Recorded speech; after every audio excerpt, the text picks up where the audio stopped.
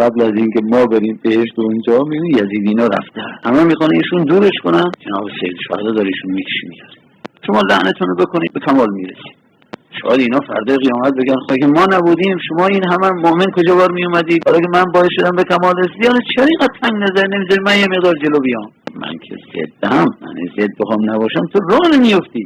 الان ما چقدر باید متشکر شم باشیم، مردم چقدر دارن به خاطر امام حسین دارن به کمال میرسن. خب اگر شم اون روز آقا رها میکرد 4 روزی عمرشون حالا اضافتر، جناب نو بیچاره 900 سال زحمت کشید 70 نفر گیر آورد، جناب سید شهدا رو شم شهید کرد، الی یوم القیامه همینجوری دارن میاد. این تولا و تورا ابتداییه، حالا که رفتن رحمتا للعالمین دیگه تولا تورا نیست. این الان این پایینه، همه روز قیامت میگیم که حق شم هم هست که این همه بالا بیاد. ایشون باید شد با این همه الان اومدیم اینجا.